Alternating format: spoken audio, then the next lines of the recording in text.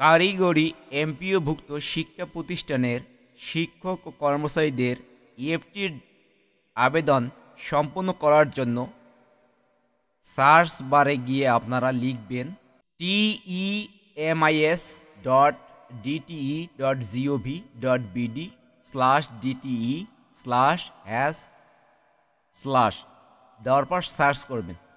Search করার পর কারিগরি শিক্ষা অধিদপ্তরের এমপিওর ওয়েবসাইটটি চলে আসবে। এখানে নির্দেশিকা আছে, আপনারা পড়ে নেবেন এবং নির্দেশিকাটা ডাউনলোড করবেন, করার পর কাজ সম্পন্ন করবেন। তা আমি এদিকে যাচ্ছি না, আমি জাস্ট লগ ইন করতেছি। লগ ইনে ক্লিক করে দিব। প্রতিষ্ঠানের কোড দিতে হবে এবং পাসওয়ার্ড দিতে হবে। এখানে কোডটি আমি টাইপ করে দিচ্ছি এবং পাসওয়ার্ডটি টাইপ করে দেওয়া হয়েছে। এখন এখানে গুণ করতে বলছে, আমি গুণ করে দিচ্ছি।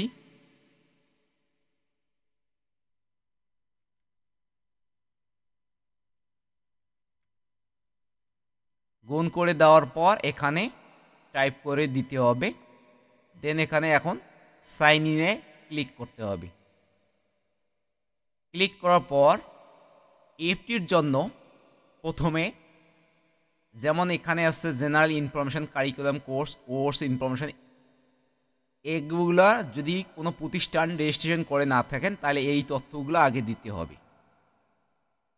অনেকের ক্ষেত্রে জেনারেল ইনফরমেশন প্রতিষ্ঠানের নাই, শুধুমাত্র ইএফটির জন্য প্রথম আপনারা অনলাইনে রেজিস্ট্রেশন করছেন। কারিকুলাম, কোর্স, বিষয় এগুলা সিলেক্ট করে দিতে হবে। যেমন এই প্রতিষ্ঠানের এগুলো দেওয়া ছিল আগে, অর্থাৎ অনলাইনে এমপিওর জন্য এনটিআরসির কর্তৃক আবেদন করা হয়েছে এবং এমপিওভুক্ত হয়েছে, সেজন্য এই তথ্যগুলো প্রথমে সাবমিট দেওয়ার পর অ্যাপ্রুভ করে নেওয়া হয়েছে। কারিকুলাম, কোর্স এখানে আপনারা সিলেক্ট করে দেবেন। এই যে অ্যাড আছে নতুন প্রতিষ্ঠানের ক্ষেত্রে, এখানে সিলেক্ট করবেন, তারপর বিষয় সিলেক্ট করবেন এবং ট্রেড সিলেক্ট করবেন। কোর্স ইনফরমেশন আছে, এখানে ওই একই পদ্ধতিতে অ্যাড করতে হবে কোর্সগুলো, অর্থাৎ curriculum, SSC vocational, HSC BM, HSC vocational, agriculture, others. তারপর এখানে ট্রেড সিলেক্ট করে দিতে হবে। দিলে এই ট্রেডগুলো, তারপরে বিষয়, জিও এগুলো দেওয়ার পর অ্যাপ্রুভ হওয়ার পর তারপর আপনাদের ইএফটির জন্য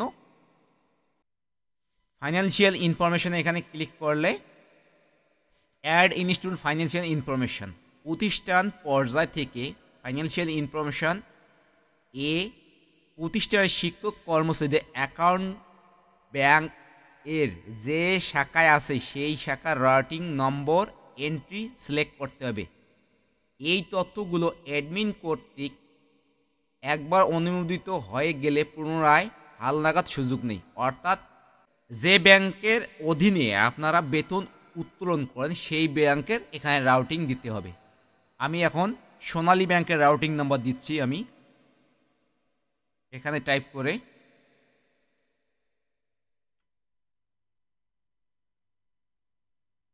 চলে আসবে অটোমেটিক রাউটিং নম্বরগুলো সোনালী ব্যাংকের। অগ্রণী ব্যাংকের হলে অগ্রণী ব্যাংকের এখানে রাউটিং নম্বরের সংখ্যার চাপ দিলেই চলে আসবে। ব্যাংক লিমিটেড এখানে চলে আসবে। ব্রাঞ্চ এখানে দেওয়া আছে, চলে আসছে। অ্যাকাউন্ট টাইপ অর্থাৎ এখানে সিলেক্ট করে দিতে হবে জেনারেল ফান্ড। প্রদানকৃত সঠিক বলে প্রতীয়মান হলে চেক বক্সে ক্লিক করুন। যেহেতু এই প্রতিষ্ঠানের সোনালী ব্যাংকের মধ্যে টাকা উত্তোলন করে, সেহেতু আমি ঠিক আছে, এখন আমি চেক বক্সে ক্লিক করে দেব। ক্লিক করা হয়েছে। দেন এখানে সেভের এখানে অপশনে ক্লিক করে দেব। Financial information successful save, waiting for admin approve. Admin কর্তৃক অ্যাপ্রুভ হলে তারপর টিচারের ইএফটির জন্য আপনারা আবেদন করতে পারবেন।